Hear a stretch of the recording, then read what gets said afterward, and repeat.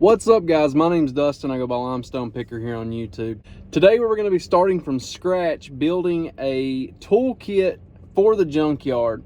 So since I started this channel, I had a Harbor Freight toolkit that I built, and it had most everything that you need, but I do have more things in my tool bucket that I feel like are essential.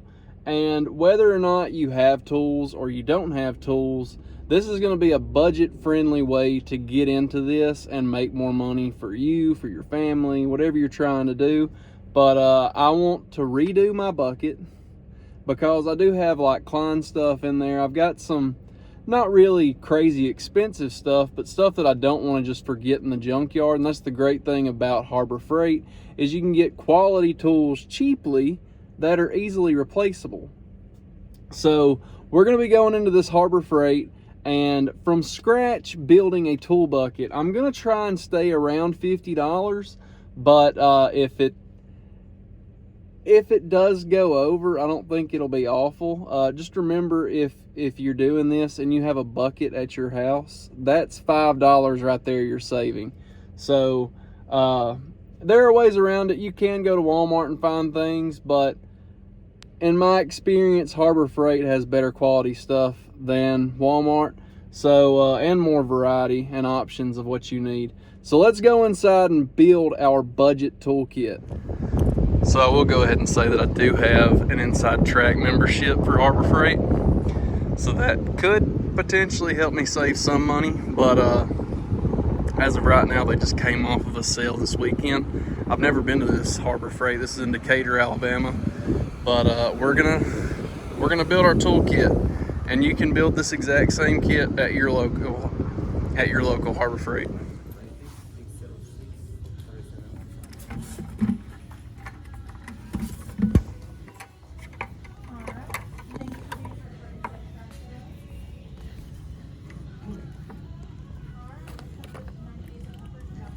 So to start out, we got our bucket for $4 and a 6-in-1 screwdriver for $3.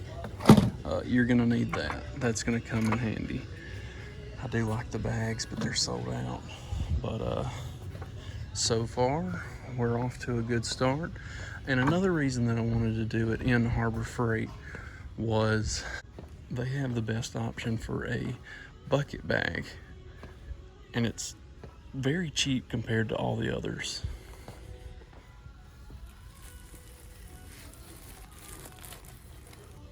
So here's the Bauer bucket tool bag.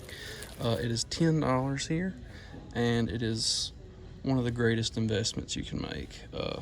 I think the cheapest of this one, maybe Cobalt might have one for $17, but get this one, it's great. It has drawers inside the bucket and outside the bucket, so makes it easy to stay remotely organized when you're in the junkyard. So next up, you're gonna need some sort of pliers, and I would just recommend some slip joints. Pittsburgh's fine. It's gonna do the same thing everything else will.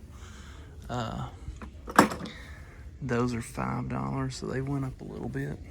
But for our cutters, we've got these, and I don't think you're gonna be cutting anything bigger than that. If you are, go ahead and get a bigger set. You can get some needle nose that have cutters that might be better, or you can just go ahead and get the Quinn, something like that. But $9. This is similar to what I carry now. So, you know, maybe I'll go ahead and get this. It looks pretty close to my Kleins that I carry, and $9 is fine. Yeah, I feel like we can justify $9 on a pair of cutters and like have some good ones that aren't gonna hurt if we accidentally forget them. But just try not to forget it when you're leaving and going around the junkyard. Next, I'm gonna say go ahead and get an adjustable wrench. They come in handy, and I mean, where your slip joint pliers may not can do it, this should be able to get you through without carrying a bunch of different wrenches or sockets. So this is kind of one of those get you through. Next up, you need a putty knife. And one thing I'm not crazy about here is all their putty knives have these big handles. There's not like really any variety to what you're getting. This is fine, it'll do the job, but it needs to be sharpened before you take it out to the junkyard and try and get emblems off with it, because it's flat. It's a putty knife, it's what it's supposed to be, but you need it sharp, and I don't like the grippy handle. You are going to need a big screwdriver, a little flathead. So the 3/8 by 8 Pittsburgh for $2.49 does great. We also need some sort of trim tool. So this is entirely optional. You could use a screwdriver, but I like having one of these. Wouldn't say the whole kit's necessary, but I like having that trim piece. All right, so our total was $58.75, which even if we would have got the cheaper diagonal cutters for our wires, it still would have been over $50. So I'm fine with paying the $8 extra for the good or better pair. But I feel like for $60, we got a lot of bang for our buck, and everything in that bucket is gonna help us make a lot more money than $60. Even in your first trip, you should be able to profit $60. So your bucket will pay for itself usually within the first trip. So let's get home, compare this bucket. We'll set it up just like my old bucket, and we'll see what we may have forgotten that we need in our bucket. All right, guys, we're back from Harbor Freight. We've got our old tool kit versus our new tool kit. So let's look at what we picked up today. First of all, we have our bucket, which is the exact same as what we have over here. We have the Bauer tool bucket bag. Bucket tool bag. There you go. That's it. We mainly just wanted this guy, so we spent $9. The rest of them may come in handy on something else, but as far as what we're going to carry to the junkyard, it's going to be this guy. The rest of them will just live in my toolbox. We have our big flathead screwdriver. We've got our slip joint pliers, our adjustable wrench, 3-inch putty knife. We have our Quinn 7-inch diagonal cutters. Those are going to be good. And we have the Pittsburgh 6-in-1 screwdriver. And remember, we got all that for $58. So not bad. I think what I'm going to end up doing is this new tool kit. I'm going to keep a spare for whenever Rusty wants to go to the junkyard with me, and that way he'll have everything that I use. But this will probably be the one that I use from now on, and then I'll bring my original when there's an extra person. So be nice to have that stuff. But as for the original tool bag and what's in it, let's see. We have a big screwdriver. I found that at the junkyard, so just be on the lookout for tools when you're there. This actually needs to go back in my van tool kit, like a Walmart screwdriver. I have the bits to it in here somewhere, but that needs to go back in there.